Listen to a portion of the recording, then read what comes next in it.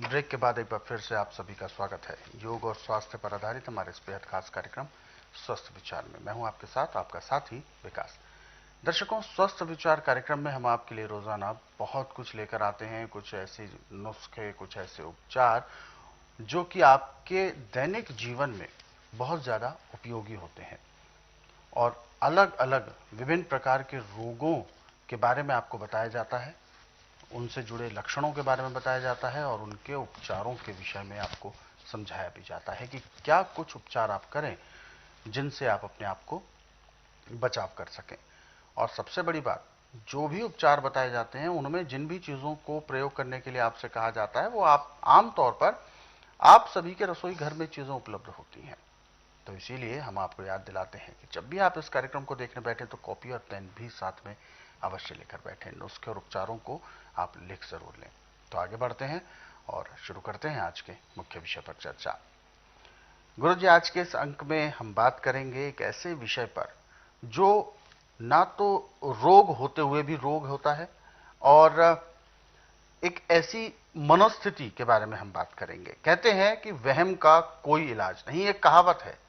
क्या वहम होना आप इसको रोग मानते हैं या एक मनस्थिति मानते हैं? क्योंकि वहम अपने आप में ही एक अलग विषय है। वहम रोग ही है। अच्छा, रोग है। देखिए, जिसके मन में वहम हो जाए वो हर चीज पे शक करता है। बिल्कुल। 24 घंटे सोया है, बैठा है, कुछ भी है, मन वहम पे रहता है। बिल्कुल, कल्पनाओं में रहता है। और इसका इलाज पूरे संसार के अंदर है। कहीं कि एलोपैथी में, आयुर्वेद में, यूनानी में, होम्योपैथी में, नेचुरल बिल्कुल नहीं। क्योंकि मैं इसलिए कहता हूं कि मेरे पास वही रोगी आता है जो सब जगह थक जाता है, जब हार जाता है तब आता है।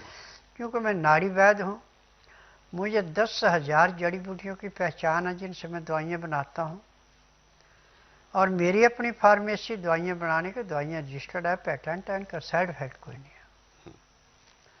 और आज तभी मैंने पूरे संसार से एक निवेदन किया कि जिसका उपचार कहीं नहीं, जो उपचार करा के थक चुके हैं, डॉक्टर ने हाथ पांव खड़े कर दिए, वही मरीज मेरे पास आए।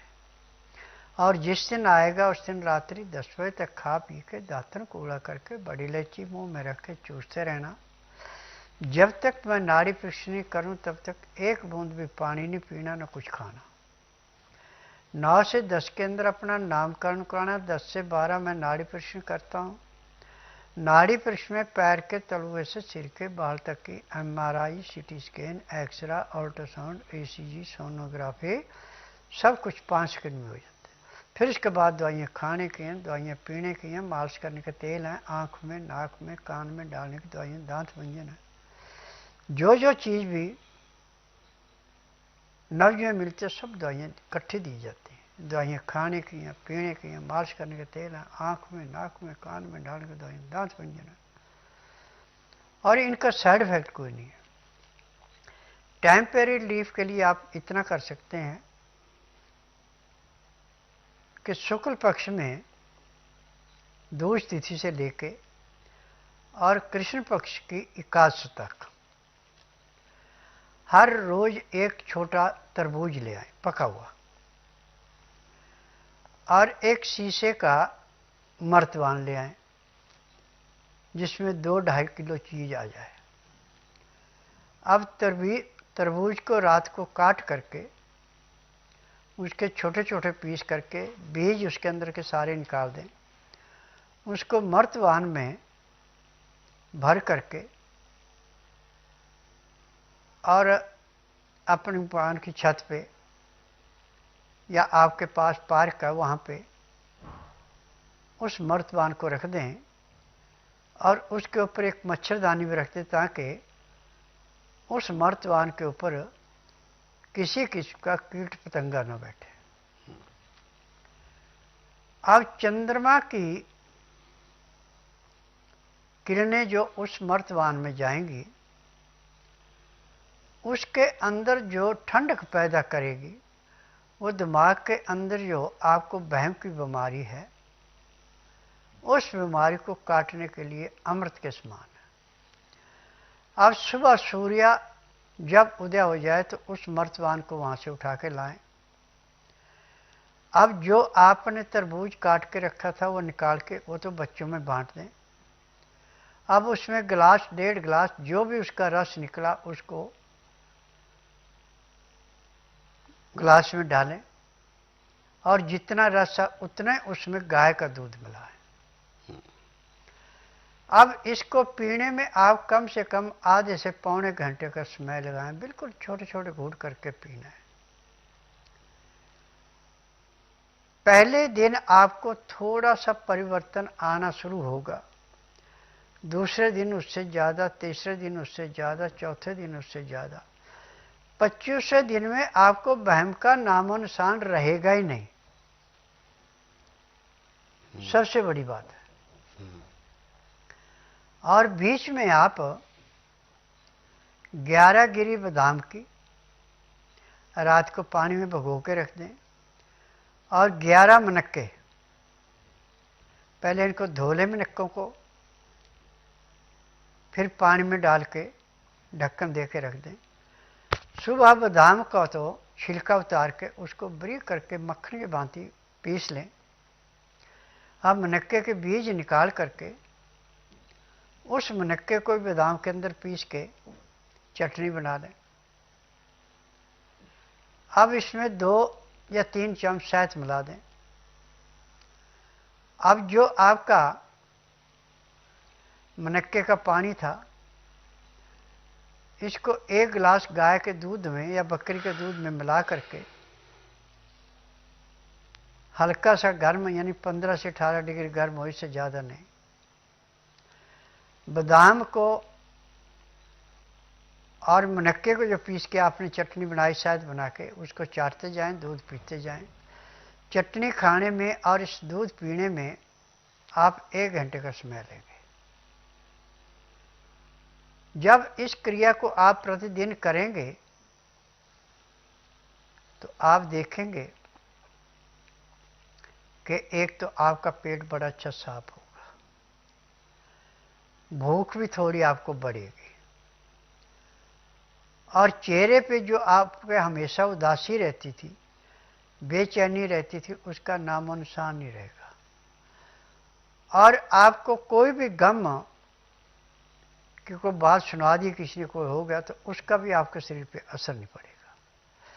यानी जैसे एक पत्थर होता है, जैसे उसको रखा वैसे को वैसा रहता है, उसको अच्छे बुरे की किसी किस्म पे सदमा नहीं लगेगा, वो बिल्कुल हमेशा हंसमुख रहेगा। खुशी को खुशी नहीं मनाएगा, गम को गम नहीं मनाएगा, एक किस्म का निडर हो जाएगा। परंतु एक बात का ध्यान रखना कि इसके बीच में खाना हल्के से हल्का खाना, और जो भी नाज आपने खाना वो चोकर के साथ खाना। दाल सब्जी जो है उसमें सिंधा नमक या काला नमक, काली मिर्च, हल्दी मिलाना, छौंक नहीं लगाना, मटर मसाला और कोई नहीं डालना, रोटी चुपड़नी नहीं है। और खाना खाते समय 2 गिलास गर्म पानी 15 से 18 डिग्री होना चाहिए, उसमें लहसुन प्याज अदरक का रस मिला के पिएं। रस जिसका निकाला उसके कचरे को आप जो भी दाल सब्जी बनाए उसमें मिला के खाएं। तो मैं आपसे एक ही निवेदन करूंगा कि जब तक आपके शरीर में सांस है तब तक आपको किसी डॉक्टर हकीम के पास जाने की जरूरत नहीं पड़ेगी, ना ही आपको कोई रोग होगा। बिल्कुल। तो गुरुजी, ये जो वहम की जो एक समस्या होती है, जिसमें व्यक्ति घबराना, दिल की धड़कनें बढ़ना और कई तरह के ऐसे काल्पनिकताओं में व्यक्ति चला जाता है, तो जैसे कि आपने बताया कि ये उपचार करने से चीजें ठीक हो जाती हैं, तो क्या ये उपचार प्राकृतिक है या आध्यात्मिक से जोड़ते हैं आप? जिसको नारी का ज्ञान है, जड़ी बूटियों का ज्ञान है, वही इसको पहचान सकता है, बाकी किसी को पहचान नहीं है इसकी। हाँ, ये बात बिल्कुल सही कही आपने। क्योंकि जितने भी एलोपैथिक, आयुर्वेदिक, यूनानी, होम्योपैथिक डॉक्टर हैं, किसी को नाड़ी का ज्ञान नहीं है। बिल्कुल। थ्योरियाँ पढ़ी है कि इस बीमारी के लक्षण होते हैं, इसके ये होते हैं, मशीनों से टेस्ट करेंगे, रोगी से पूछेंगे, परिवार की हिस्ट्री पूछेंगे, तब इलाज शुरू होता है। परंतु मेरा एकमात्र आश्रम ऐसा है कि इसमें किसी से कुछ नहीं पूछा जाता। नाड़ी परीक्षण में जो चीज आती है उसके ऊपर उपचार किया जाता है।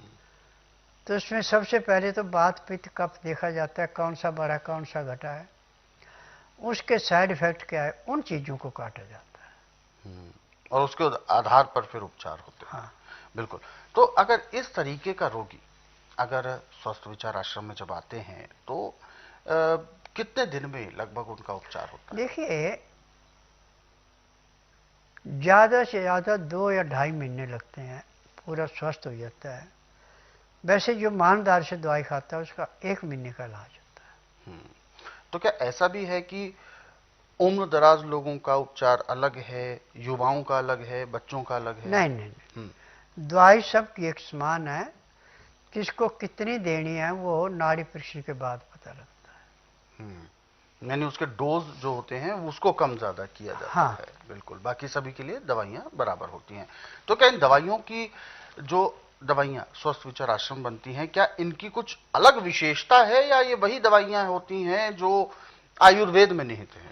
देखिए, आयुर्वेद में तो ऐसा है कि फार्मूले लिख के रखे हुए हैं, उनके पास कोई जान पहचान करने वाला नहीं है। बिल्कुल। अब जो बाहर से दवाई आएगी, चाहे अच्छी है बुरी, उन्होंने पीस के दवाई बना दी, उनका तो ठेका चला हुआ, उन्होंने तो लूट करनी है। परंतु स्वस्थ विचार में सब चीज़ों पर ध्यान दिया जाता है। अब मुझे जो 10,000 जड़ी बूटियों की पहचान है, जब अपने पास जड़ी बूटी नहीं है, बाहर से मंगानी है, गलत आ गई तो उसी टाइम वापस जाती है, और उसका जो आने जाने का खर्चा वापसी का और दोबारा आने का उस दुकानदार को देना पड़ता है। अच्छा, तो यानी सारी जांच परख के बाद ही ये औषधियां बनाई जाती है। तो क्या इनका कोई महत्व, विशेष महत्व, जैसे आपने आध्यात्मिक चीजें बताई? देखिए, तो ऐसा है कि जो मेरी अपनी जड़ी बूटियां यहाँ पे ये हमेशा कृष्ण पक्ष में उखाड़ी जाती हैं। अच्छा। और जो बाजार से मंगाई जाती है, जहाँ मेरा कॉन्टैक्ट है, उनको पहले बताया जाता है कि इस टाइम पे जड़ी बूटी निकाली जाएगी, और उस टाइम गिल्ली जड़ी बूटी मंगाई जाती है, फिर उसको खुद सुखाया जाता है उनसे निकाल। यदि उसके अंदर कोई कमी आ गई तो वापस की जाती है।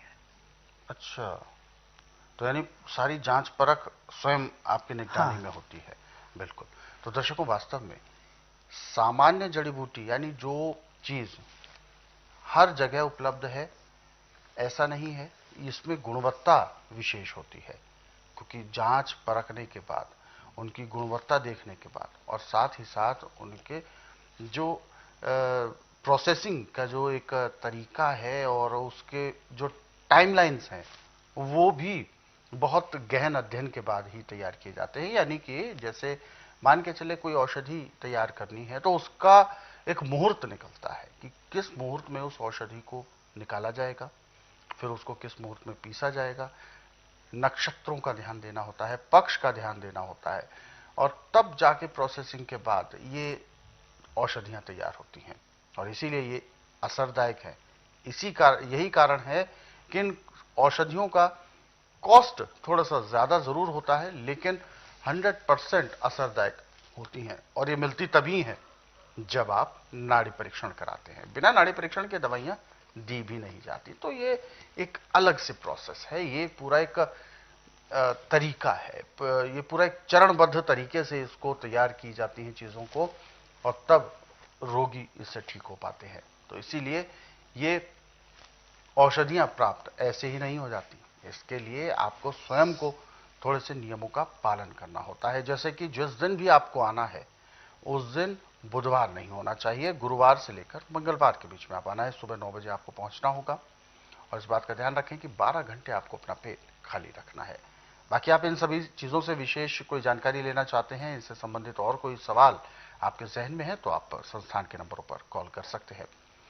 और बाकी यदि आप इस कार्यक्रम से अभी जुड़ना चाहते हैं, कोई भी ऐसा सवाल जो आपके शारीरिक कष्टों को लेकर आपके जहन में उभर रहा है, तो आप हमारे कार्यक्रम से जुड़ सकते हैं, सीधे गुरुजी से बात कर सकते हैं, हमें कॉल करें या व्हाट्सएप के जरिए मैसेज भेज सकते हैं। तो चलिए आगे बढ़ते हैं, और जो दर्शक हमारे साथ जुड़े हुए हैं लाइन पर, आइए उनको शामिल करते हैं कार्यक्रम में। हेलो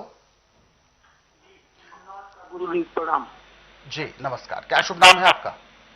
मेरा कौशल किशोर शुक्ला है, आगरा से बोल रहा हूँ। शुक्ला जी, आपका जो सवाल है वो सीधे आप बात कर सकते हैं, गुरुजी आपको सुन रहे हैं इस समय, कहिए। जी जी, गुरु जी को प्रणाम। गुरु जी, मेरी माता जी लगभग 90 साल उम्र की हैं। 7 जुलाई को अभी शाम को पैरालिसिस अटैक पड़ गया है। इस समय आगरा हॉस्पिटल में ही है। तो बताया है उनके ब्रेन में क्लॉटिंग है, लेफ्ट साइड में। राइट हाथ उनका जो है लगभग बेकार हो गया है और राइट पैर में थोड़ी सी जान है, लेकिन पूरी तरह काम नहीं कर रही है। और इस समय वो जो है आंखें तो खोल रही है, पलक झपकाती, लेकिन बोल नहीं पाती हैं, मुंह पे कुछ तापी नहीं पाती हैं। गुरु जी का देखिए, मेडिकल में तो किसी रोग की दवाई नहीं, पूरे संसार में वो तो बिजनेस है। हम डॉक्टरों को दोष नहीं दे सकते, दोष है उन फार्मेसियों को जो दवाइयाँ बनाती हैं। और आयुर्वेद, यूनानी, होम्योपैथिक में भी जो एलोपैथी का सिस्टम है वो इनमें है। मैं नाड़ी वैद्य हूँ, ना तो मैं आपसे पूछूंगा बीमारी क्या है, ना कोई टेस्ट रिपोर्ट मांगूंगा।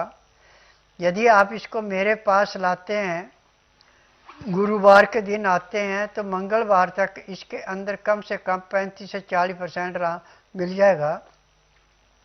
और जिस दिन आएंगे उस दिन भी इसको कम से कम 10% आराम तो परमानेंट मिल जाएगा। और 1.5-2 महीने में पूर्ण रूप से स्वस्थ हो जाएगी। उम्र का कोई जायजा नहीं होता।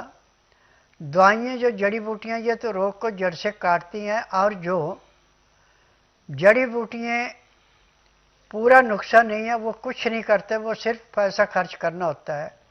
और एलोपैथिक में तो सिर्फ रोग को दबाया जाता है, अंग सुन्न किया जाता है जहाँ तकलीफ होती है, कोई रोग परमानेंट कटता नहीं है।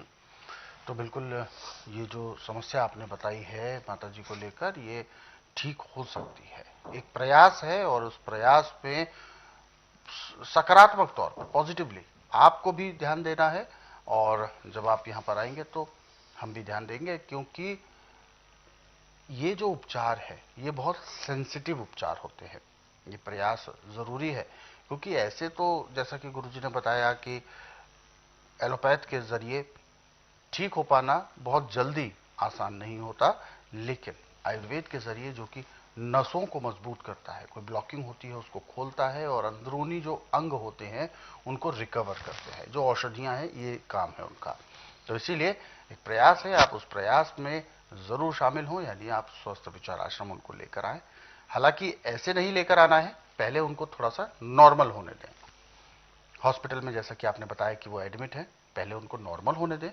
जो इस समय जो क्रिटिकल कंडीशन बनी हुई है उसको नॉर्मल हो जाएंगे, जब वो कंडीशन ठीक हो जाएगी, वो खाने पीने लगें, जो भी है अपने होशो आवास में हल्का सा आ जाए, उसके बाद आप स्वस्थ विचार आश्रम लेकर आए।